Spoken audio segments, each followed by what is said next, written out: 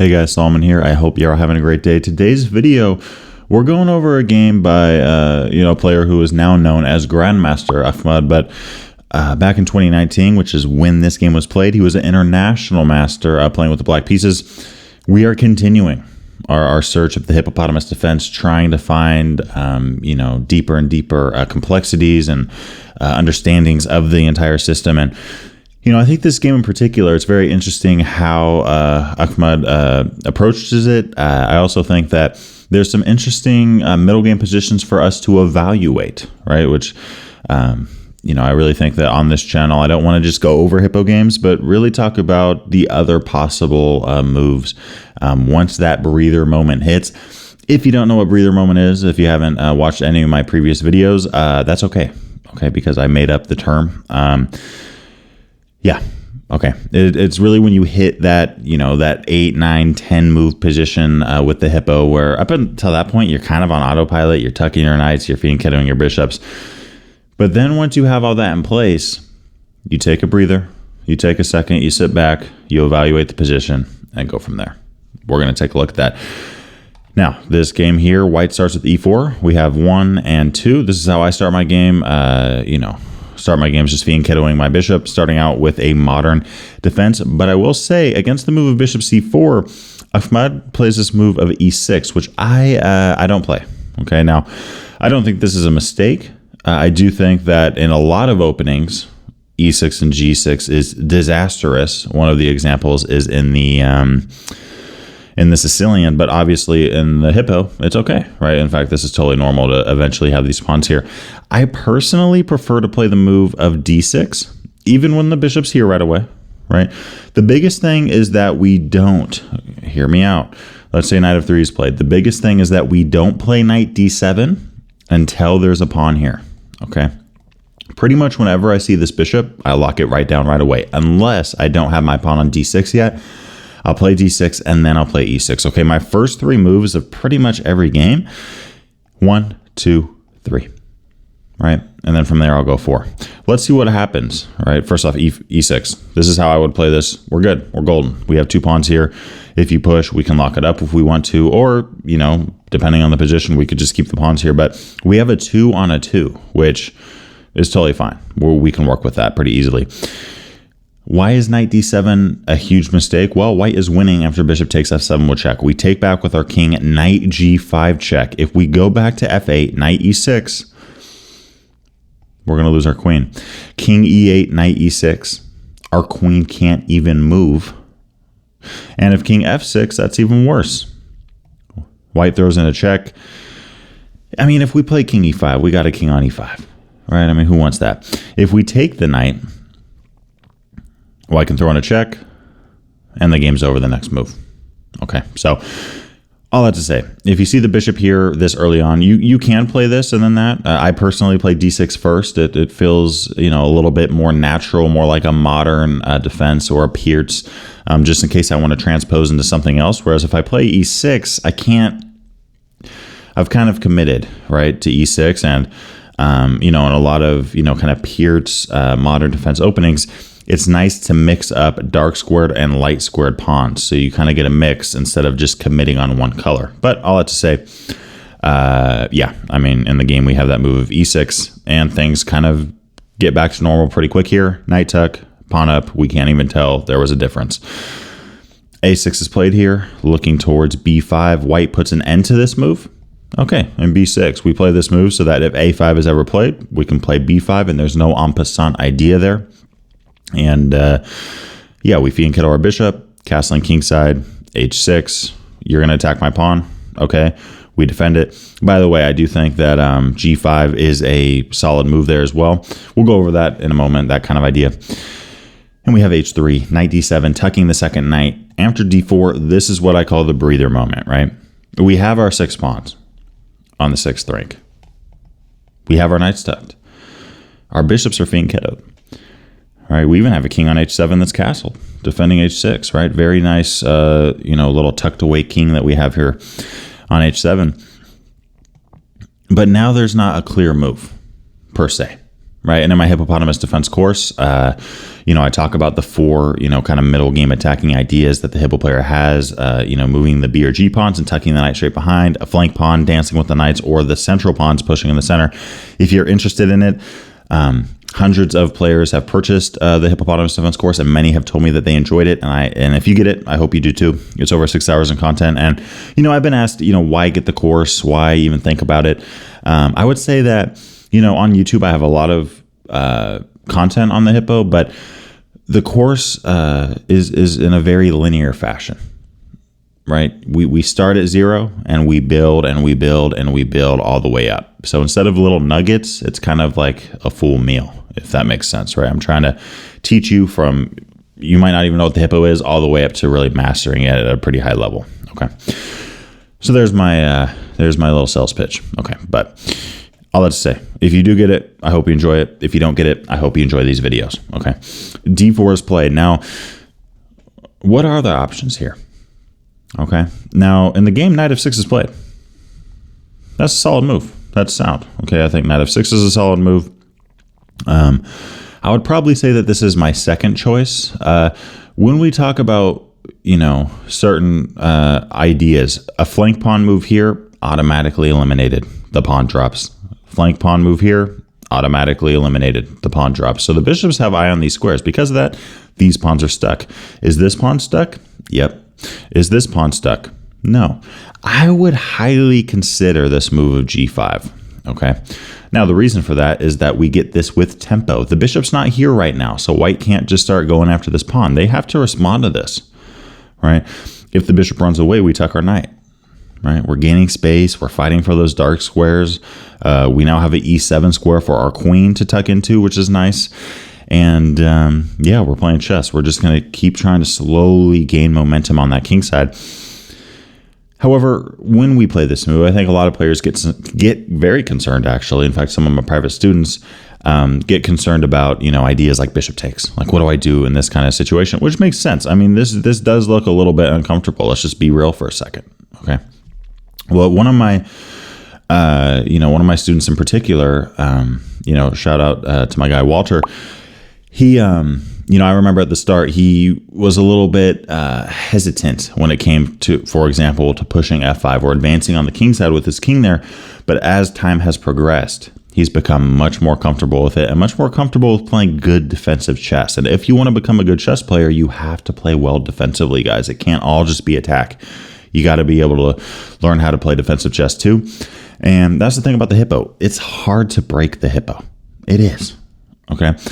And if you do go after the Hippo, usually you're actually making a mistake. Usually you give the Hippo player the upper hand. In this case, black's up about -1 here.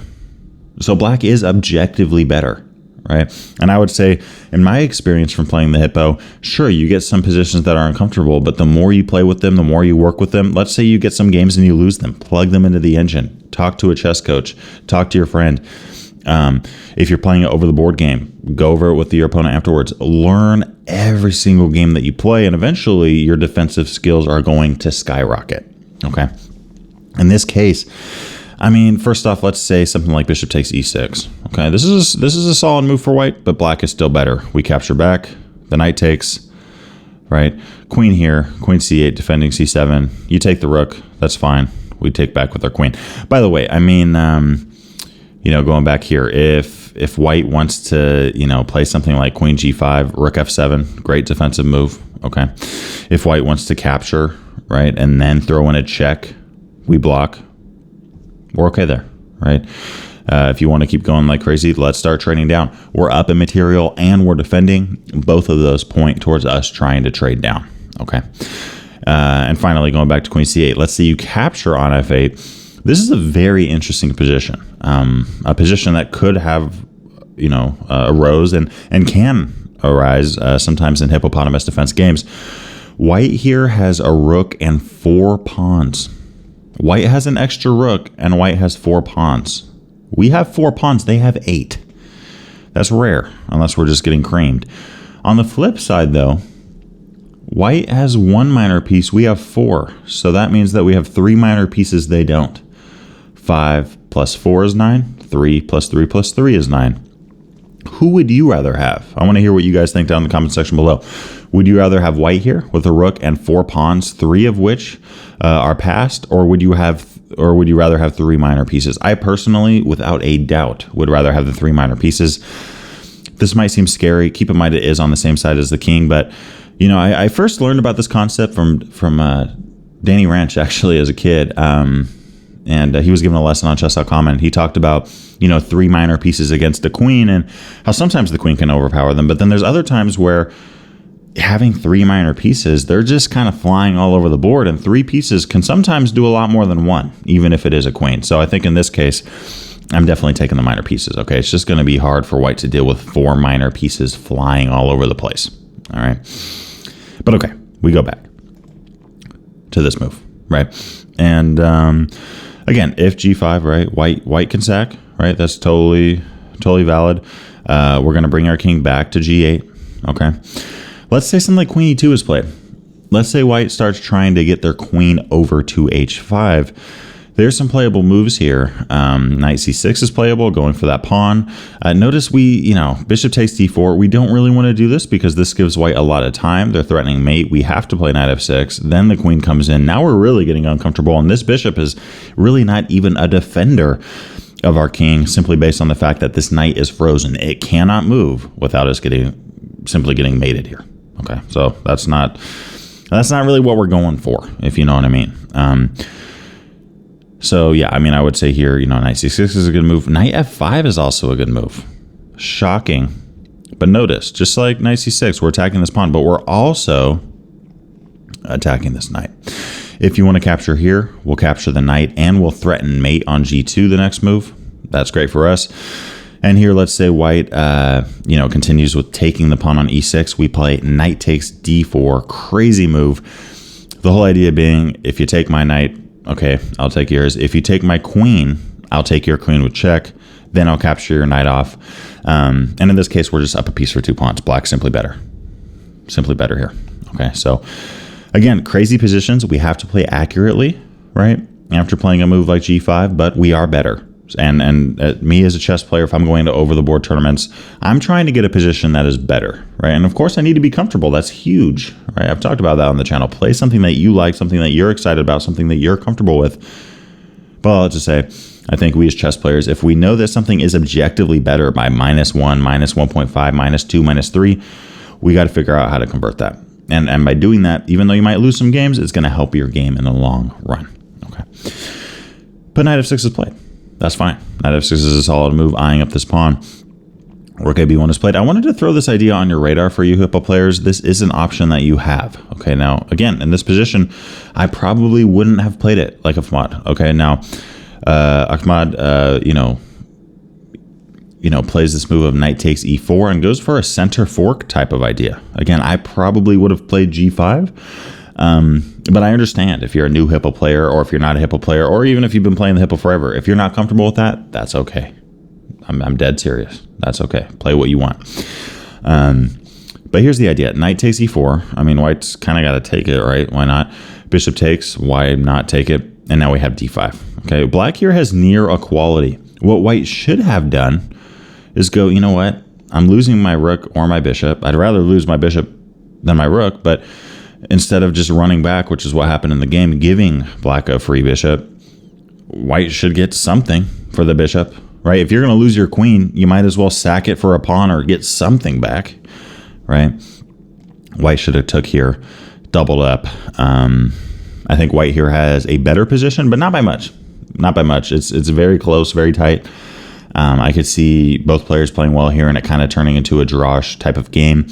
Notice this pawn is attacked, so, engine moves include queen c6, as well as, obviously queen doesn't move like that, as well as queen b7. Rook a c8 is also a move. Knight f5 in the future is a potential option. I could see a rook coming to d8 at some point.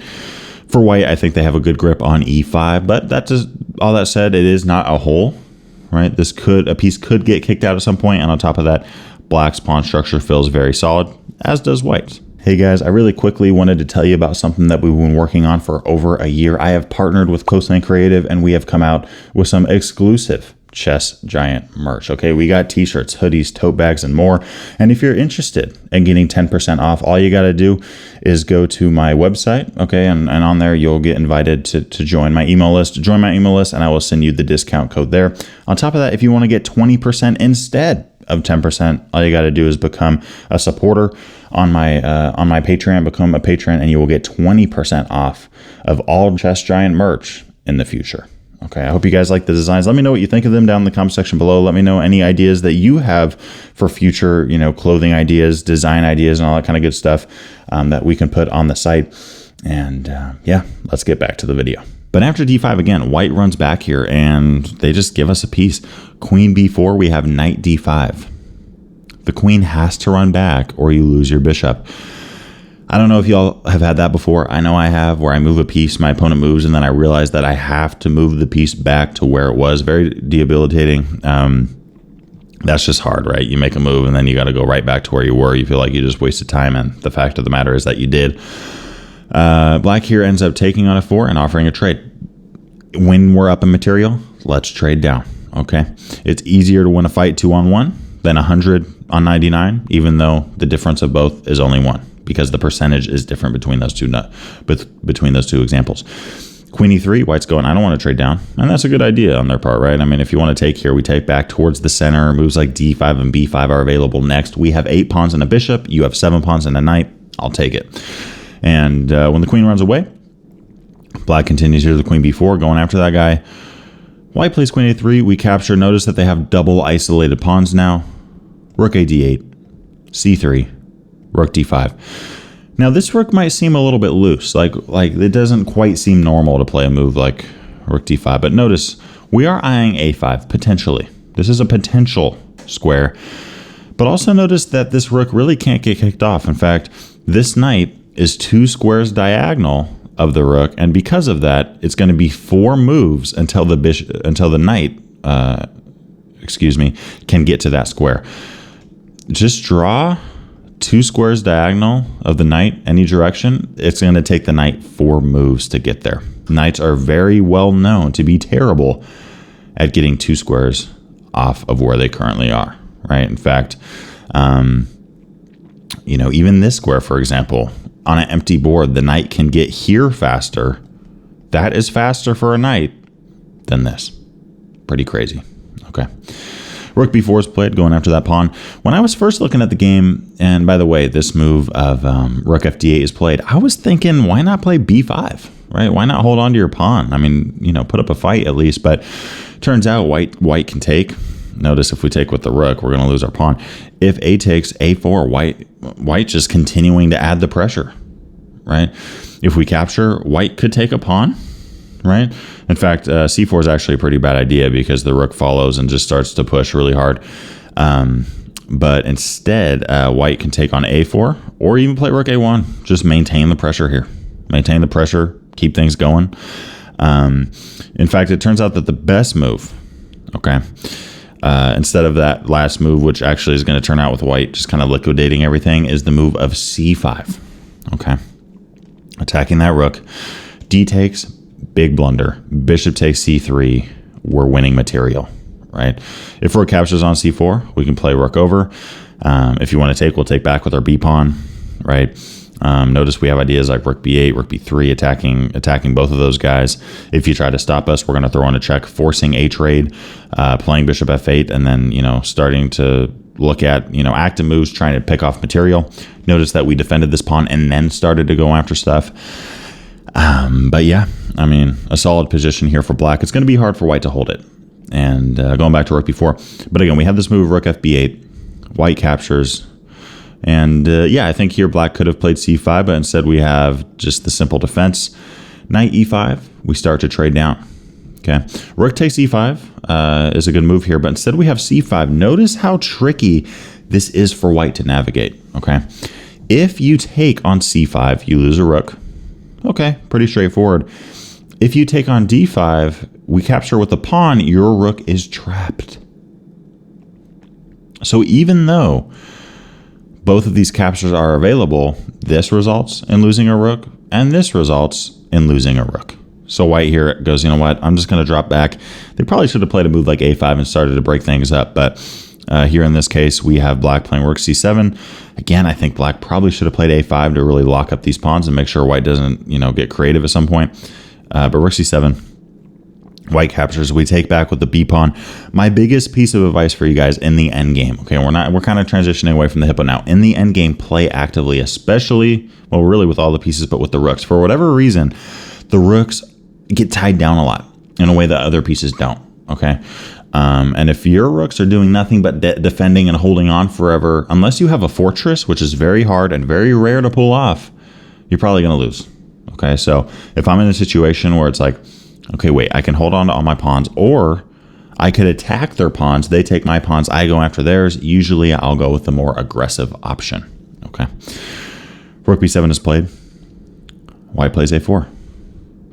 This is also a very nice technique that I wanted to throw on your guys' radar. It might be easy to play a move like rook b2. In fact, let's just pretend for a second there's a pawn here. Let's pretend this is here. It might be easy to just play rook b2, right, and attack two pawns. But notice if we do so, this is just more generally speaking, we're attacking that one and we're attacking this one, but this one is defended. So what should black do, which is what black does in the game? Check. And then here, this pawn would have been hanging. But in this case, this pawn is hanging now. By checking and then coming back, the pawn's hanging. White can play king back, right? Or king g3 in this case. But if king back, some of you might be thinking, what's the big deal? It's the same position. The difference is that we gained a tempo. Instead of just coming here right away and then white going, oh, it's my move. We checked, forced the king here, came back. The king defended, same position, but it's our turn. And time in chess is everything. So yeah, going back to this position here, rook b2 is played. White did not play that move of king g1. But instead plays this move of rook f4, defending and attacking. Black goes, you know what? I'm going to play this move of f5. And notice just how awkward this rook is. It cannot move without getting captured. There's no square for this rook that is safe. Rook f3 is played. Black just makes small advancements. When you're in a position where either you're up material, in this case we're not, but if you're up in material or if you have more piece activity and your opponent's pieces are kind of frozen, don't be in a rush. Just keep slowly improving. You have all the time in the world to keep improving without letting those pieces out. h4 is played here, right? We have h5. King g3, rook b1, activating. The king goes back. Rook f1, white resigns, or I think they resign. They could have ran out of time. I'm assuming white resigned though, which is kind of crazy. Like when I was first looking at this, I'm like, why resign? You're in a double rook endgame, and you're not even down material.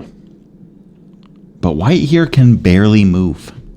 As I've mentioned, right, this rook cannot move anywhere. There's no square for this rook where it can move without getting captured. If this rook moves, we win a pawn, and we might even double up later and just start eating on the second rank, looking towards a pawn like g2, right? If rook e3, we don't even have to take. We could just continue with f4, but I personally, if I saw that, I'd probably just take the pawn. Okay. If a move like g3, we could slide our rook in and start going after that king potentially, right? I mean, let's just take a look at that. We go after that. We're threatening a mate in 2. Let's say the rook tries to, save the king by running away. Well, now we check here. That's game over. That's it, right? Let's say the king goes up. Now we play rook h1. The king is not allowed to move. The rook cannot move without getting captured. All 6 of white's pawns are not allowed to move. The only safe move that white has, which is not safe, is rook e3, f4, we win a rook.